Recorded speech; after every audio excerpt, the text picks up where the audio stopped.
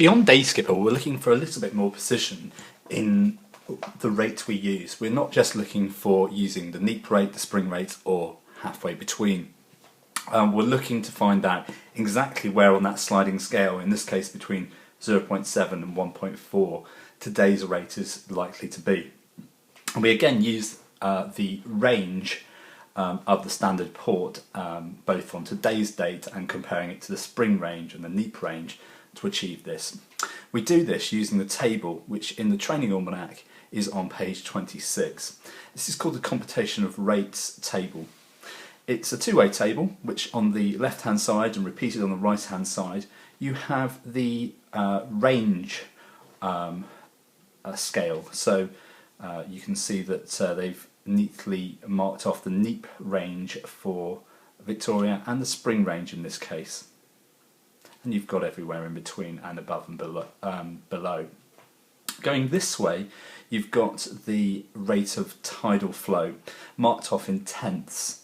So 20 is representing 2 knots, for example. Now, what we're asked to do here is look at what we've got on this particular day.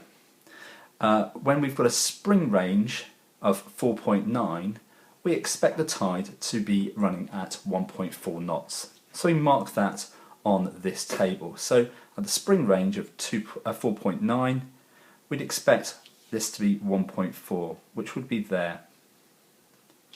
And if it was a neap tide of 2.4, we'd expect 0.7. So again, we go along to 0.7, we go up and we mark that. We now use a straight edge, and the most convenient straight edge is just to use the edge of the plotter. We're just using this purely as a ruler. We draw a line through those 2 points, so the neap rate of tide and the spring rate of tide. Now, today's range was 2.2 metres. We've already established that. Now, 2.2 brings us in here just below the neap range, the mean neap range, and you can see here that to the closest tenth, today's rate of tide is estimated at 0.6. So that's actually marginally below the mean neap rate. So we use a rate of 0.6 to be precise.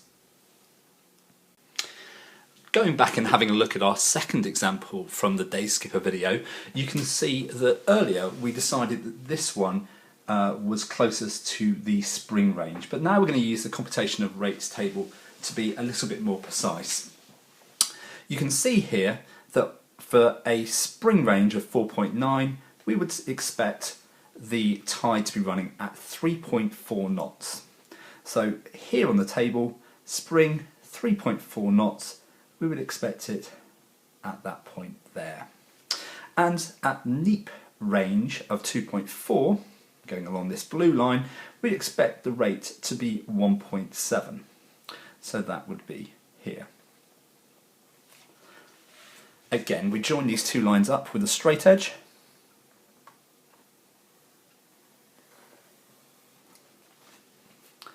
And we refer to the actual range today, which is 4.6.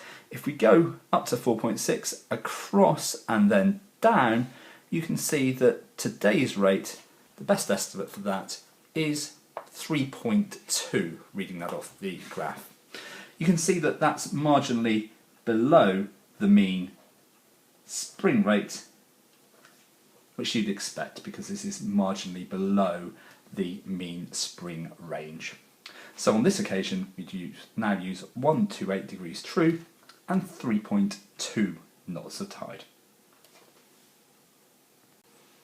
In our final example, you can see that when there's a spring range, we would expect there to be 1.8 knots of tide running. So we mark that off on here as 1.8. When there's a neap range of 2.4, we would expect there to be 0.9 knots of tide running. Again, we join these 2 points up with a straight edge.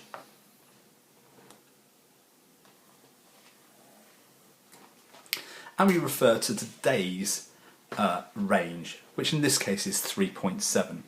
3.7 is here, halfway between 3.6 and 3.8.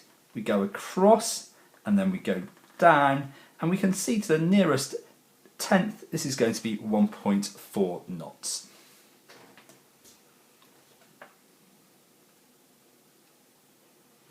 So actually in this case you can see that the day skipper method came up with exactly the same answer, but on some occasions that won't be the case.